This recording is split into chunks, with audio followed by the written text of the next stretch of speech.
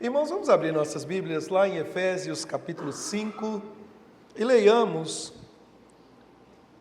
do versículo 18 até o verso 21. Efésios capítulo 5, do verso 18 até o verso 21.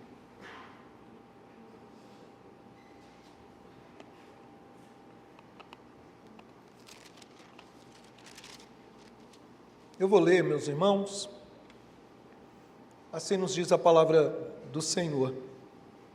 E não vos embriagueis com vinho, no qual há dissolução, mas enchei-vos do Espírito, falando entre vós com salmos, entoando e louvando de coração ao Senhor com hinos e cânticos espirituais, dando sempre graças por tudo a nosso Deus e Pai, em nome do nosso Senhor Jesus Cristo, sujeitando-vos uns aos outros no temor de Cristo.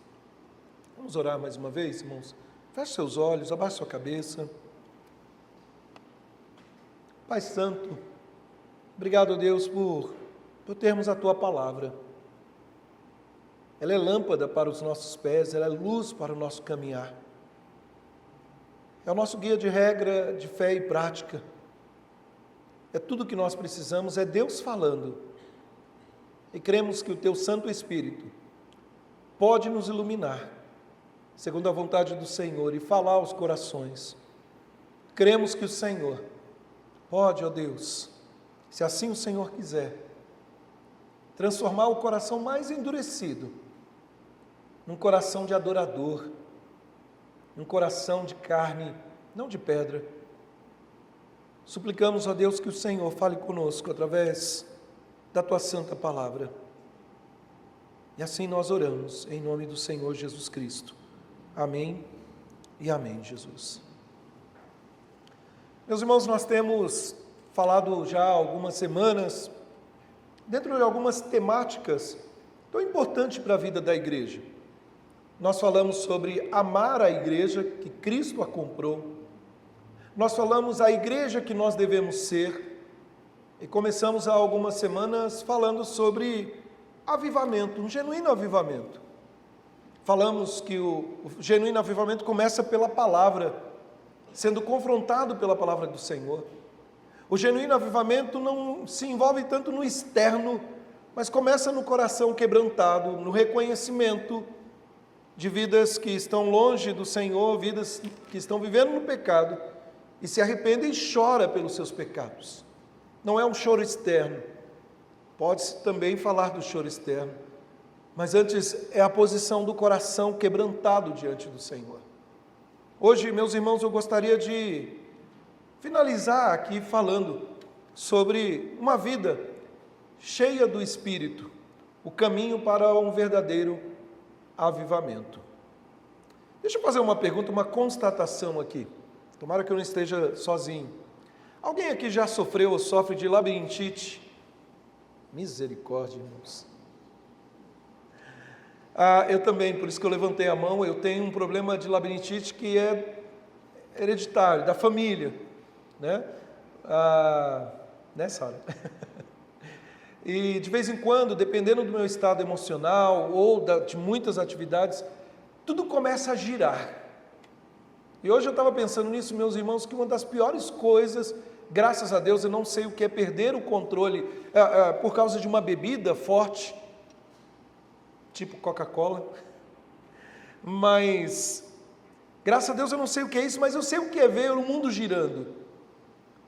Eu sei o que é estar tonto e não ter força para caminhar, e aí você tem que se retirar, deitar um pouco, num lugar escuro, porque a claridade incomoda. São algumas situações que meus companheiros de labirintite sabem o que é, alguns mais, outros menos. Graças a Deus faz tempo que não me ataca a labirintite. E por que eu estou dizendo isso, irmãos? Porque uma das coisas que nós zelamos muito é o controle. Nós não gostamos de perder o controle, seja no caminhar. E é uma das piores coisas, é você se desequilibrar né, presbítero Fernando, quando a gente estava jogando bola, deixa para lá. Ou então perder o controle na vida financeira, ou perder o controle da sua casa, ou perder o controle de alguma maneira. É interessante, irmãos, porque nós vivemos em um mundo que constantemente oferece alternativas que prometem controle e prazer. Não são poucas as pessoas que estão nos oferecendo fórmulas como fórmulas mágicas para que tenhamos o controle total. Mas, na verdade, por mais que façamos planos, por mais que tentemos alinhar de forma a caminhar seguro, tranquilo, nós não temos o controle total. De alguma maneira nós perdemos o controle. O mundo oferece, meus irmãos, alternativas como o vinho, a embriaguez, o excesso, a entrega aos vícios.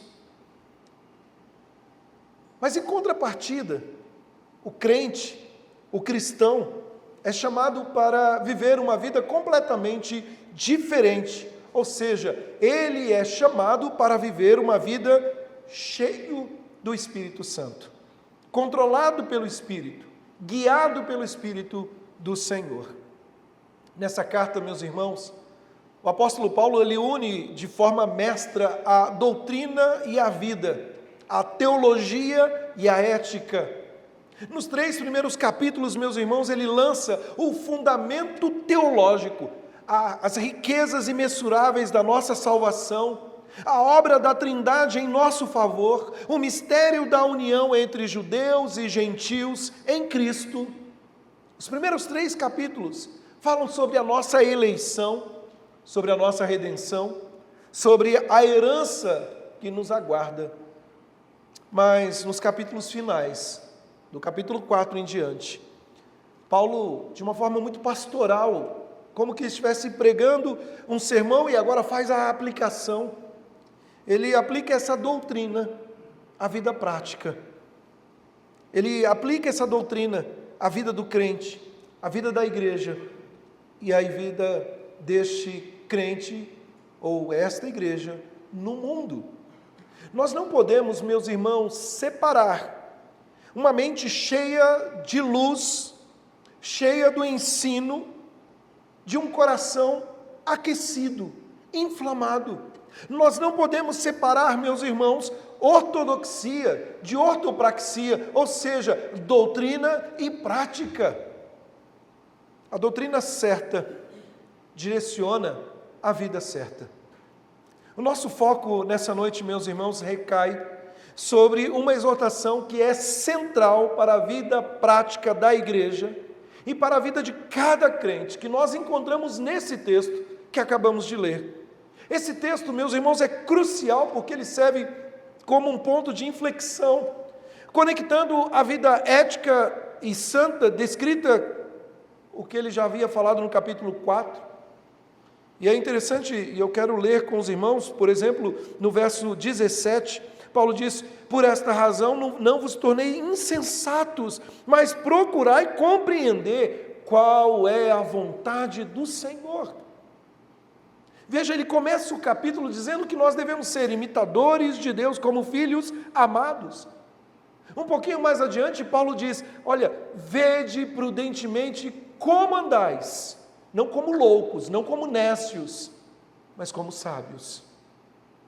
Então esse texto, meus irmãos, ele se aplica nas nossas relações práticas como igreja no mundo, mas também as relações práticas no lar, na comunidade cristã. Os versos 22 até o capítulo 6, verso 9, expõem isso. O apóstolo começa dizendo no verso 18: não vos embriagueis com vinho, que leva à dissolução, no qual há dissolução, mas enchei-vos do Espírito. É importante já de início destacar algo aqui, meus irmãos. Paulo não está proibindo o uso do vinho em si, mas ele está apontando para o que deve governar a nossa vida. Certa vez, pregando nesse texto, ao final da mensagem, um irmão me procurou, alguns irmãos, e disse assim: pastor, não é verdade que é pecado beber? E aí eu respondi: não. é pecado se embriagar. E tem diferença. Eu não posso dizer o que a Bíblia não diz. Agora, se você me perguntar, pastor, o senhor bebe? A minha resposta é não, por opção. Eu sou abstêmio. Eu não toco em bebida forte, eu não quero, ponto. Mas veja, quando nós olhamos o vinho, meus irmãos, como um símbolo de alegria, de prazer, ele também é um símbolo, segundo a Escritura, de tudo que nos desvia do propósito divino. Ele pode controlar, mas ao invés disso, Paulo está dizendo que nós devemos ser controlados pelo Espírito de Deus, que nos transforma e nos guia em direção a uma vida verdadeira de santidade. Nós muitas vezes queremos experimentar o avivamento, queremos ver a obra do Senhor agindo, crescendo, pulsante, mas a bateria está fraca. Não é que o Espírito do Senhor se ausentou, mas muitas e muitas vezes, meus irmãos, nós estamos apagando a obra do Espírito em nossas vidas.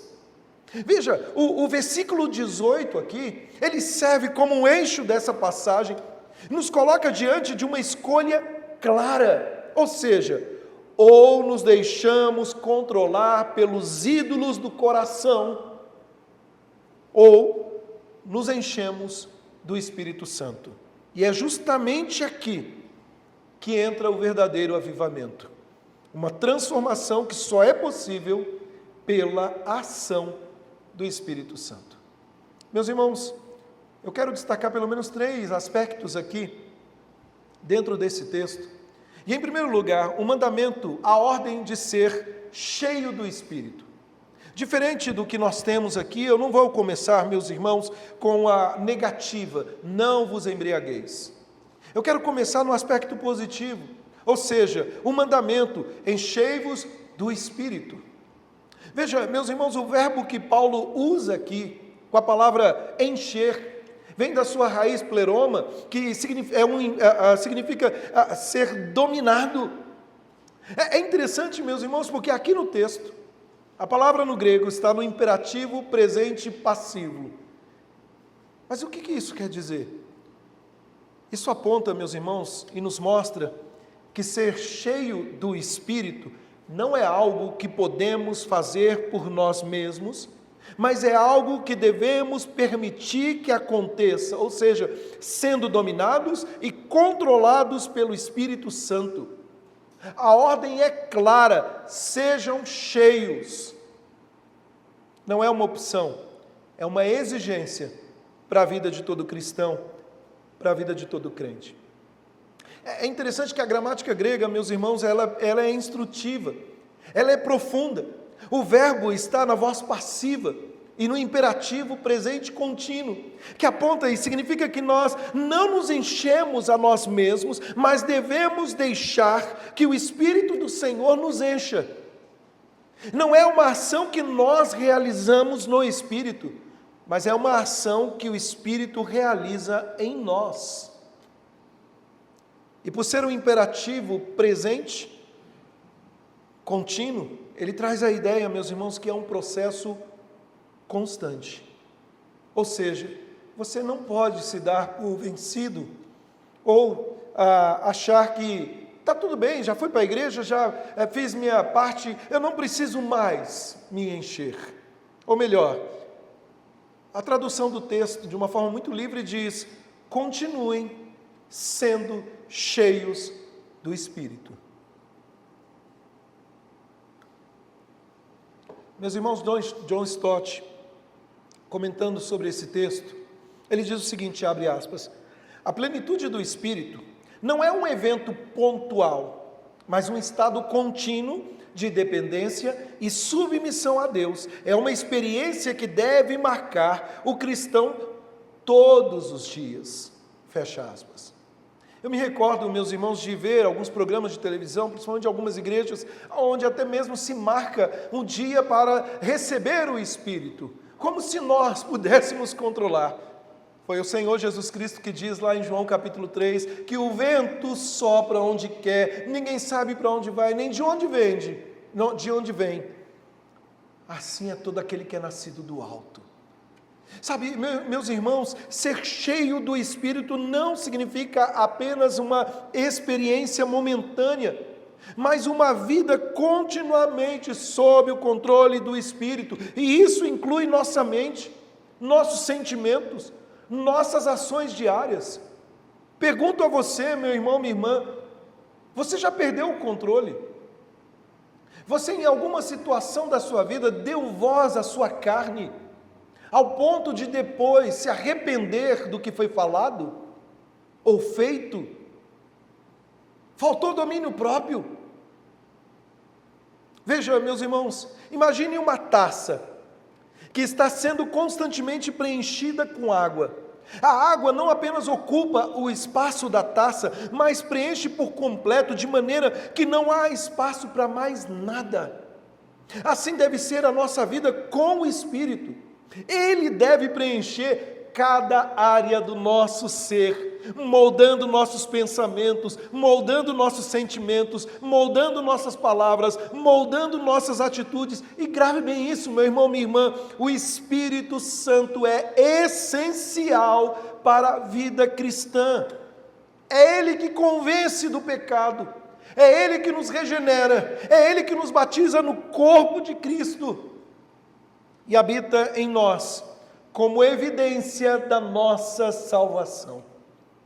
Mas a plenitude, ou o enchimento do Espírito Santo, conforme nós vimos aqui no verso 18, é a evidência, meus irmãos, e a capacidade, ou capacitação para a vida cristã vitoriosa, para o ministério, para o serviço ao Senhor. Foi o próprio Senhor Jesus que realizou seu ministério terreno sob o poder do Espírito Santo. Esse poder nos é concedido segundo as riquezas da sua glória, conforme nós lemos do capítulo 3, verso 16. São inesgotáveis, supera todo entendimento.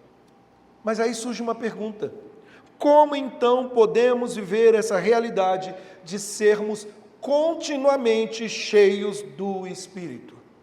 E Paulo responde nessa carta. Paulo nos oferece, meus irmãos, caminhos práticos que são, na verdade, frutos e meios simultaneamente. Antes de prosseguir aqui no texto, meus irmãos, uma pergunta que também eu quero tecer aqui para os irmãos. Há um desejo no seu coração, não precisa responder, há um desejo no seu coração de ser cheio do Espírito Santo? Há um desejo de ver a obra do Senhor agindo na sua vida e você poder contemplar o que Deus quer que você seja. Veja, meus irmãos, a primeira coisa que Paulo destaca aqui nessa carta é uma submissão contínua. Veja, meus irmãos, render-se à autoridade e à influência do Senhor implica, meus irmãos, em não entristecer e nem apagar o Espírito. Lá no capítulo 4, se você voltar um pouquinho na leitura, ele diz: e não entristeçais o Espírito de Deus, no qual fostes selados para o dia da redenção.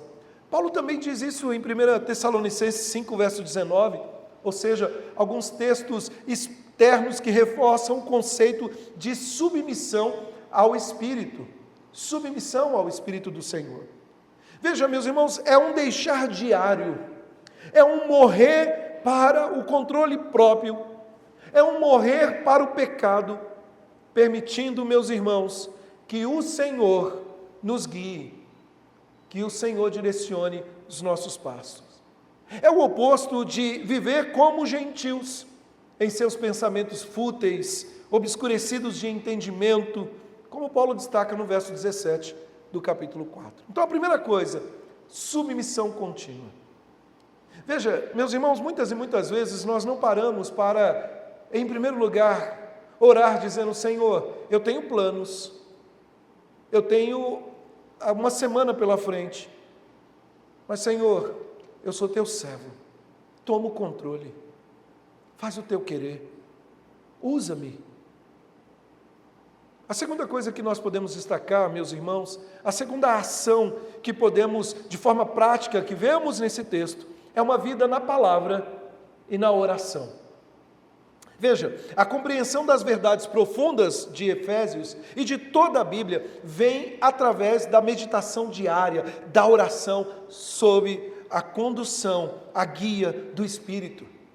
Cristo, meus irmãos, nos ensina que a palavra estudada com oração é o que nos vivifica, que nos transforma.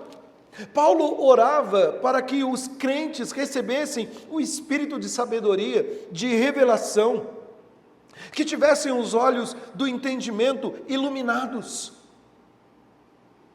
Ele mesmo, Paulo, orava, meus irmãos, para ter a palavra com confiança e intrepidez para anunciar o Evangelho. Está lá no capítulo 6, verso 19. A palavra do Senhor é a espada do Espírito em nossa luta diária, em nossa batalha espiritual. Uma vida cheia do Espírito é inseparável de uma vida saturada pela palavra. Quanto tempo nós temos desfrutado diante do Senhor com uma vida de oração e palavra? Mas veja, além da submissão, sujeição à vontade do Senhor, ou seja, além de ter essa submissão contínua, entregando nossos pensamentos, nossas palavras, orando, além de buscar na palavra. Em terceiro lugar, meus irmãos, Paulo destaca no verso 17, a obediência pela vontade de Deus. Ele diz, e não sejais insensatos, mas entendei qual seja a vontade do Senhor. Eu confesso, meus irmãos, que de vez em quando eu tenho que lidar com muitas pessoas, ou algumas pessoas que dizem, olha, eu tenho orado para Deus revelar a vontade dEle para a minha vida. Está aqui, irmãos, está na palavra. Mas a pergunta que talvez nós deveríamos fazer é, e quando Deus revelar a vontade dEle, você está pronto para obedecer? Você está disposto a abandonar a sua vontade para fazer a vontade dEle? Ser cheio do Espírito nos capacita a discernir e praticar a vontade de Deus revelada na sua palavra. Essa vontade inclui, meus irmãos, andar de modo digno. Está lá no capítulo 4, verso 1, que se manifesta em pureza, amor, em todas as exortações práticas dessa carta. A obediência, meus irmãos, demonstra que nós estamos sob o controle, não nosso, não do velho homem, não dos ídolos do nosso coração, mas do Senhor. Mas em quarto lugar, além de uma sujeição, de submissão contínua, além, meus irmãos, de uma vida na palavra e na oração, além da obediência à vontade de Deus, nós temos um crescimento contínuo. Ser cheio do Espírito leva a um crescimento em conhecimento e maturidade. No capítulo 4, verso 13, o apóstolo Paulo diz, à medida da estatura da plenitude de Cristo. Sabe, meus irmãos, é um processo de renovação contínua, no espírito do nosso sentido, aqui desenvolvendo uma mente capaz de compreender os mistérios espirituais, a vontade do Senhor. Este crescimento não é opcional, mas ele é essencial para que todo o corpo de Cristo funcione e seja edificado. Eu vou tomar uma liberdade aqui de falar do Isaías. Isaías recentemente se acidentou, né, e está aí com o braço meio parado. Se Deus quiser, essa semana volta de pouquinho em pouquinho. E ele tem que ficar com o braço imobilizado. Isaías, você pode depois me corrigir. E ele falou que o braço já está curto. Não, brincadeira. Todo membro que não é usado, meus irmãos, ele tem a tendência a atrofiar. Todo crente que não cresce, atrofia. E vai atrofiando cada vez mais. É por isso que muitas vezes nós temos uma igreja que não faz diferença. Uma igreja vazia do Espírito. Uma igreja onde há guerras, brigas, discórdias. Uma igreja onde muito se canta, muito se ouve, mas pouca mudança de vida. Se Deus quiser, Isaías, a semana vai estar bem, em nome de Jesus. Meus irmãos, essa busca contínua pela plenitude do Espírito é o cerne do verdadeiro avivamento. Eu lembro, meus irmãos, que eu falei há algumas semanas que nós vimos numa universidade aquele movimento de jovens, muitos jovens ali, falando de um verdadeiro avivamento, mas a pergunta que eu fiz é: onde eles estão? E a minha oração é que de fato eles tenham a sua vida transformada. Mas quantas e quantas vezes, meus irmãos, nós tivemos um encontro real com Deus? Quantas e quantas vezes, meus irmãos, nós vimos pela prática a ação do Senhor? Mas por causa dos fascínios dessa terra, nós fomos nos esfriando. Esse evento, meus irmãos, não é um evento único, mas a condição normal e necessária para que o crente, para que a igreja desenvolva os seus dons, os seus talentos, para a edificação do corpo, que opera em unidade, em maturidade. Meus irmãos, nós temos que pensar numa esponja. Eu queria criar uma outra imagem. E a esponja, uma esponja seca, ela tem a capacidade de conter água. Mas só é cheia quando ela é imersa e colocada, aberta ali na água que a envolve. Da mesma maneira, meus irmãos, nós precisamos, entenda essa palavra, da imersão, da habitação do Espírito. Nós precisamos estar imersos na presença, abertos à influência contínua do Espírito do Senhor em nós. Nós precisamos, meus irmãos, ser permeados por Ele. Veja, conforme eu já disse, a voz passiva, ela traz o sentido aqui do verbo dizendo: deixe-se encher. E daqui a pouco eu vou explicar um outro aspecto, porque nós não conseguimos nos encher. Mas nós precisamos, meus irmãos, de ser enchidos pelo Espírito do Senhor. A pergunta é: você tem se enchido do Espírito? Talvez você tenha permitido que as distrações deste mundo ocupem o seu coração. Talvez outras prioridades tenham tomado o lugar do Espírito na tua vida. O chamado aqui, meus irmãos, é claro: busque ser preenchido diariamente pelo Espírito através da oração, através da palavra, através da submissão, da obediência. Ou seja, isso é vital para o avivamento pessoal e coletivo da igreja. Não é algo que nós produzimos. Muitas vezes se confunde, achando que ser cheio do Espírito é determinadas ações, ou falar em línguas diferentes, ou pular, ou fazer isso, aquilo, outro.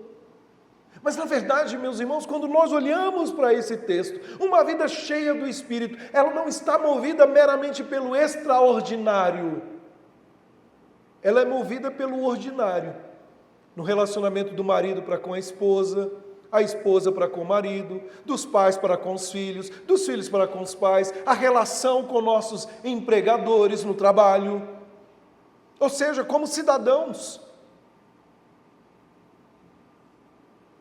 Mas aí surge um ponto, e é o segundo aspecto que eu quero destacar, um pouco mais curto aqui. Paulo ele começa com uma negativa: não vos embriagueis com vinho. Eu chamo isso, meus irmãos, do contraste com a embriaguez e os ídolos. Veja, Paulo não fala aqui contra o vinho, ele não está trazendo um tratado contra a bebida forte. O que Paulo está fazendo aqui, meus irmãos, é combatendo a embriaguez, essa é a palavra. E é interessante porque a palavra aponta para o resultado de um comportamento descontrolado e destrutivo. Embriagar-se não é apenas consumir álcool de forma excessiva, mas é se deixar dominar por qualquer coisa que roube nossa adoração, nosso louvor, ou o controle e a ação do Espírito Santo em nossas vidas. Meus irmãos, Paulo adverte contra os excessos do vinho, ou qualquer outra forma de embriaguez, e ele explica: isso leva à dissolução. Ou seja, a palavra significa desperdício, libertinagem, falta de domínio próprio. Na cultura grego-romana, as festas e cultos pagãos frequentemente envolviam bebidas, orgias, associado à adoração de ídolos, como o culto a Dionísio, o deus do vinho, o deus Baco. A embriaguez, meus irmãos, ela escraviza, ela turva a mente, ela abre portas para comportamentos pecaminosos. Eu posso dizer, meus irmãos, com propriedade, o que é ver um pai cambaleando pela rua. Eu posso dizer com propriedade, meus irmãos, o que é alguém fora de si. Veja, meus irmãos, é um falso refúgio para as dores da vida, enquanto o Espírito Santo é o verdadeiro consolador. A embriaguez, meus irmãos, resulta em comportamento descontrolado e destrutivo. É interessante porque a palavra grega que aparece aqui para devassidão ou dissolução, ela descreve a disponibilidade para qualquer prazer. É a perda da decência, da vergonha. É uma disposição para os prazeres que não aceita a disciplina nem o autocontrole. É o espírito que se entrega de forma desenfreada aos desejos insensatos que leva à ruína. Jonathan Edwards, o puritano, no seu famoso tratado sobre avivamento, ele diz o seguinte, abre aspas, o avivamento verdadeiro é caracterizado por um retorno à pureza, à santidade e transformação de vidas, onde o Espírito de Deus toma o lugar de todas as idolatrias e desejos de controles ou controle mundano, fecha aspas. Meus irmãos, a embriaguez muda o comportamento de uma pessoa, a maneira como ela anda, a maneira como ela fala, a maneira como ela sente. A embriaguez tira o centro daquela vida. Enquanto, meus irmãos, uma vida cheia do Espírito, ela deve mudar a nossa maneira de viver, a nossa fala, a nossa conduta, a nossa maneira de tratar o próximo. Nós não devemos ser governados, meus irmãos, por coisas que destroem, como o excesso do vinho ou outros ídolos. Agora, meu irmão, minha irmã, talvez você possa pensar, eu estou tranquilo, eu não bebo, eu nunca pus uma gota de álcool na minha boca. Mas será que nós não estamos embriagados com outras coisas? Com redes sociais? Ao ponto que não conseguimos abandonar isso? Será que nós não estamos embriagados com o desejo de apenas conquistar coisas aqui que não levaremos para a eternidade? Será, meus irmãos, que nós não estamos embriagados com uma pornografia, com uma sexualidade que está sendo deturpada? Será, meus irmãos, que nós não estamos embriagados com tantas coisas podres que este mundo nos oferece? Porque é fácil olhar para aquele que está cambaleando e dizer, está bêbado, está embriagado. O difícil é olhar para a nossa vida e dizer, Senhor, quão longe eu estou de Ti, porque eu estou cheio de outras coisas. Reverendo Augusto Nicodemos, comentando sobre esse texto, lá no Congresso de Espiritualidade e Família, ele disse certa vez, abre aspas, vocês não podem ser cheios do Espírito e cheios do vinho ao mesmo tempo. E aqui você pode trocar vinho por sexo. Você não pode ser cheio do Espírito e ter a cabeça cheia de impureza, da pornografia, da imoralidade.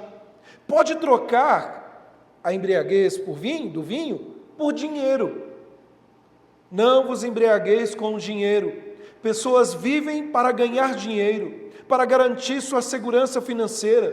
Ter uma vida melhor em si não é errado, mas virar um ídolo, tomar o lugar da pessoa, do Senhor Jesus na sua vida, isso é pecado. Aliás, diz o reverendo Augustus, a avareza é o único pecado do Novo Testamento chamado de idolatria, pois o dinheiro é o poder e ele concorre sim contra a prioridade de Jesus em nossas vidas. Fecha aspas. Irmãos, quais vinhos nós temos permitido em nossa vida?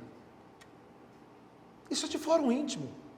Não sou eu que vou entrar na sua mente ou que vou falar para você o que você deve abandonar. Mas você deve ser confrontado pela palavra do Senhor. Assim como eu, talvez você tenha coisas e áreas da sua vida que você deve deixar de lado. Depois eu pego.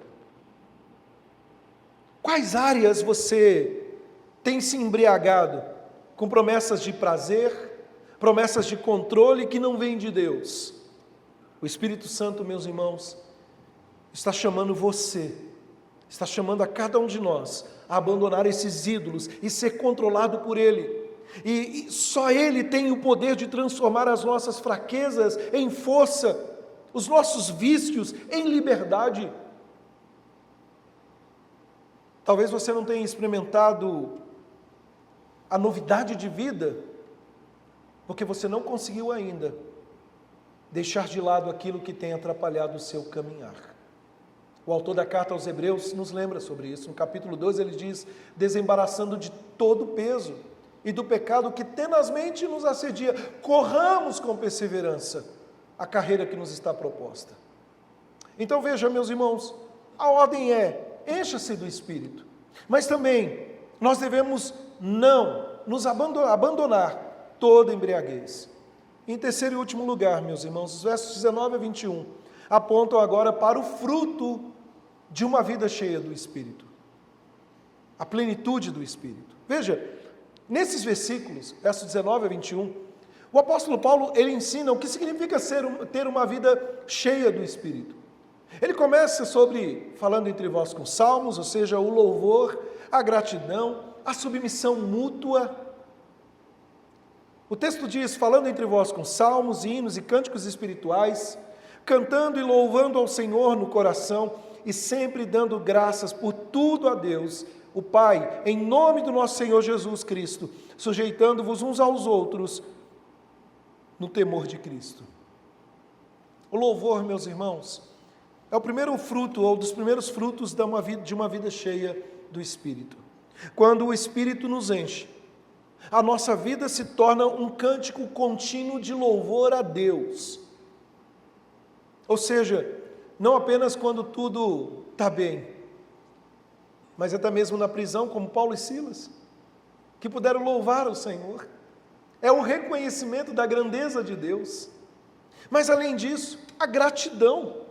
E a gratidão também é essencial. Ser grato por tudo que acontece em nossa vida, não por causa das circunstâncias.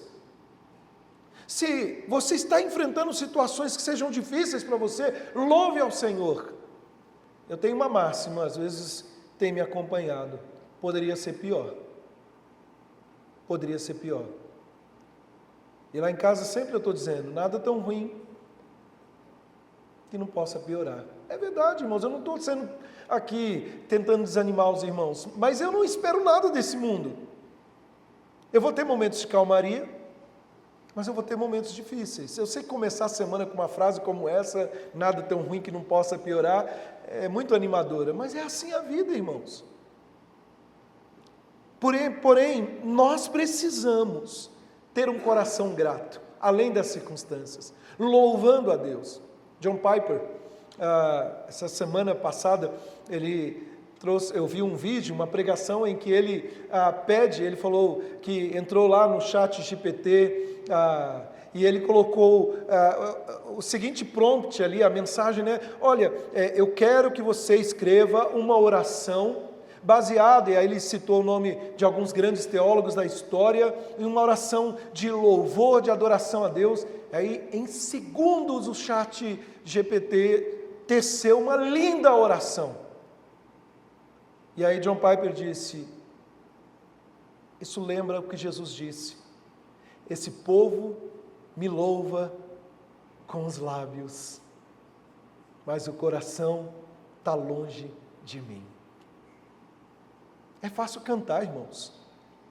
É fácil, quando o culto, nós estamos nessa dinâmica de culto, adorar o Senhor, louvar o Senhor junto com outros, cantar. Mas o louvor a Deus é mais do que isso, é o reconhecimento de quem Ele é. A gratidão a Deus é o reconhecimento que não vamos e voltamos, que tudo que fazemos, só o fazemos porque Ele tem cuidado de nós. E somente cheios do Espírito é que nós vamos reconhecer isso.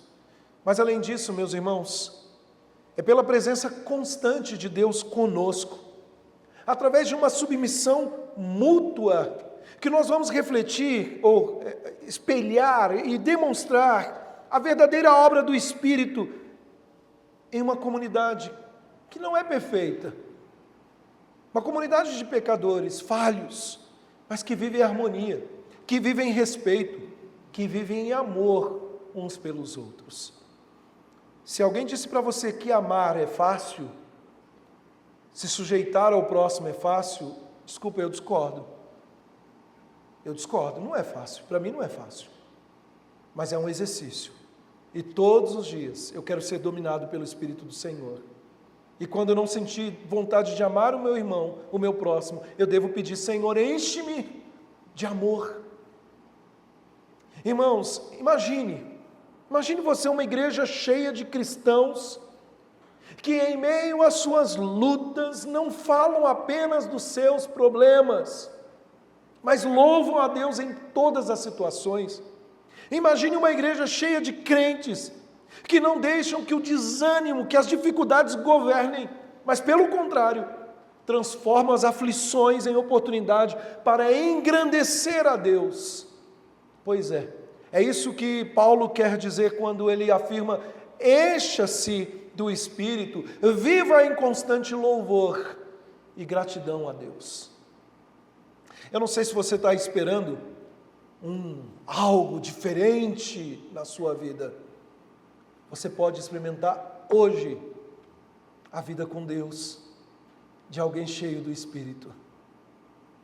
Eu já disse aqui, meus irmãos, o mundo que vivemos vive pelo fascínio, almeja ver coisas, luzes, para dizer Deus ali está, mas não consegue enxergar que Deus está presente em todo o tempo, em todos os momentos.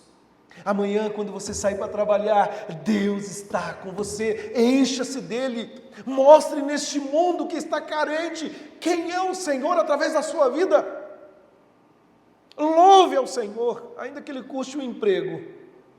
Seja grato, ainda que não tenha aos seus olhos motivos de gratidão.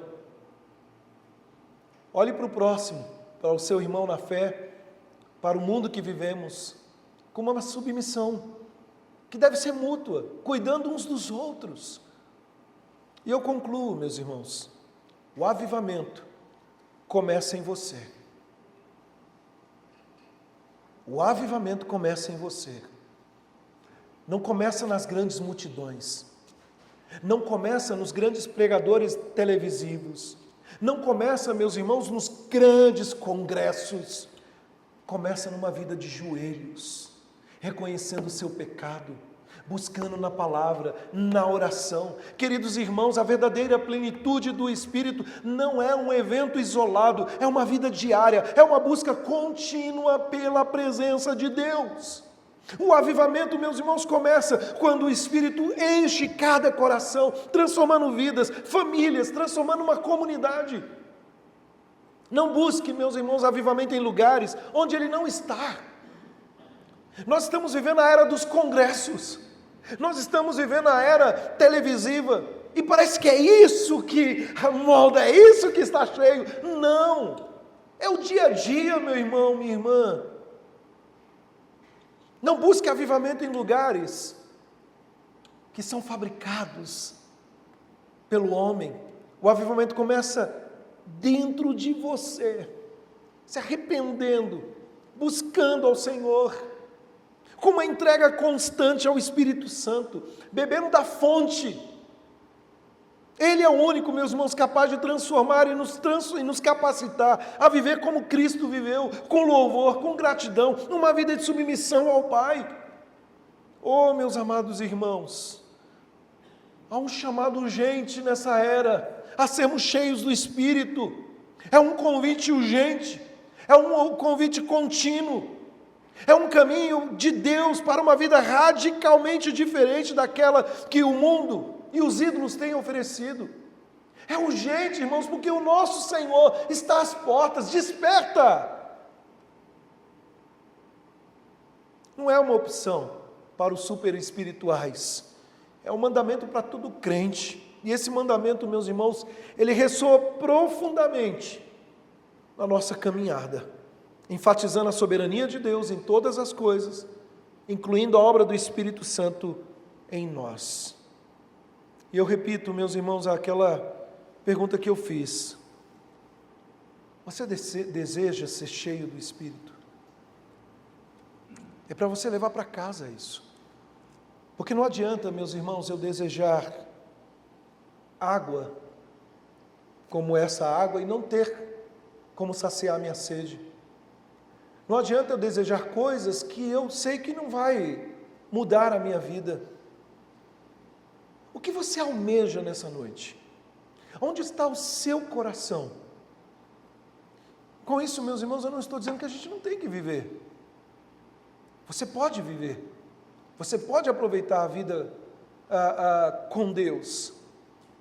Você pode buscar mais e mais.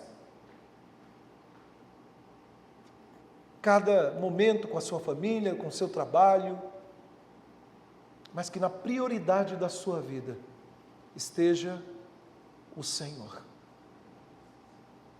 No dia que essa igreja entender o que é ser cheio do Espírito Santo, a gente vai poder experimentar, meus irmãos, não o boom, o grandioso, mas nós vamos poder experimentar o que a palavra de Deus quer que sejamos. Nós estamos às portas de completar 100 anos. Ame essa igreja. Ame essa igreja. Ame os seus irmãos. Nós estamos às portas de completar 100 anos. Seja a igreja, não o que queremos ser, mas o que a palavra de Deus diz. Nós estamos às portas de completar 100 anos. Deixe-se encher do Espírito do Senhor. Ainda que não esteja em evidência, ainda que não esteja fazendo sucesso. Mas é tão bom caminhar com Deus, com uma vida que sabe que o Espírito Santo domina ele e o conduz na sua caminhada. Vamos colocar de pé? Vamos orar?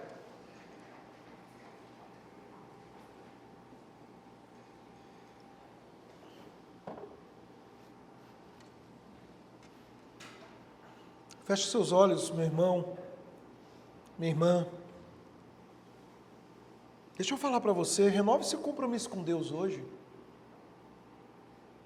Eu não estou pedindo para que você dê algo externo. Eu não estou pedindo para você deixar seu carro, eu não estou pedindo para você deixar o seu dinheiro, eu não estou pedindo para você fazer um malabarismo externo.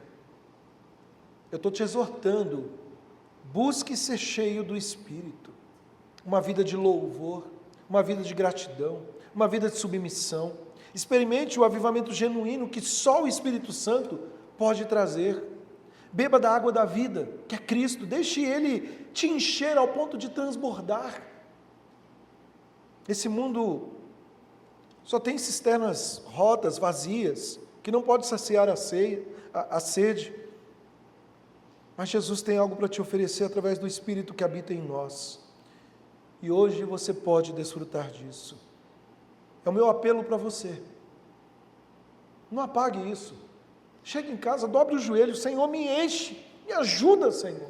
Identifique áreas na sua vida que você precisa deixar de lado. Se é a pornografia, abandone hoje. Se é a sexualidade que tem atrapalhado a sua comunhão com Deus, abandone. Se é algo que tem feito você tropeçar, arranca fora. Mas não saia daqui hoje desinteressado. Se é o ódio que está sendo nutrido, está corroendo você, peça para que Deus transforme teu coração. Seja cheio do Espírito, ó Pai. Há tantas coisas, ó Deus, que têm atrapalhado a minha caminhada contigo, Senhor. E eu creio que esse seja o sentimento de alguns irmãos aqui. Há tantos momentos, ó Pai, que eu me vejo tão inquieto, preocupado com este mundo, correndo de um lado para o outro. Misericórdia, Deus. Ajuda-nos, ó Pai, a buscar em primeiro lugar o Teu reino, a Tua justiça. Ajuda-nos, ó Deus, a nos enchermos com Teu Santo Espírito. Eu te louvo porque o Senhor não nos força. Eu te louvo, ó Deus, porque mesmo sendo um Deus soberano, é um Deus sensível às nossas inquietudes, aos nossos corações, mas é um Deus que não nos permite viver de qualquer maneira, porque quer santidade de vida. Aviva essa igreja, Senhor. Move com teu Santo Espírito em nossas vidas, ó Deus. Que as pessoas, ao passarem aqui na frente, possam ver, ó Deus, que de fato, esta é uma igreja que professa a fé genuína no Senhor. É uma igreja, o Pai, que vive no mover, no caminhar de vidas cheias do Espírito. Oh Deus, nós clamamos, ó Pai, molda nosso coração, mas também nós clamamos, Maranata, vem, Senhor Jesus. Nós estamos vivendo numa guerra, Pai, num mundo que está se esquecendo do Senhor, num mundo que tem virado as costas para Ti. Misericórdia, Senhor, perdão, perdoa a minha vida, Deus, perdoa as nossas vidas, faz-nos servos tementes a Ti, ó Pai, e que nessa noite, vidas sejam tocadas, transformadas, a começar de mim, Senhor. Eu quero viver para a Tua honra e Tua glória, para Teu louvor. Assim nós oramos em nome de Jesus. E agora, meus amados irmãos, que a graça do nosso Senhor e Salvador Jesus Cristo, que o amor de Deus, o nosso eterno Pai, e que as consolações do Espírito Santo de Deus repouse sobre vós, hoje, amanhã, se enchendo mais e mais do Espírito até a volta do Senhor. E que seja assim, em nome de Jesus. Amém e amém, Jesus. Podeis assentar, meus irmãos.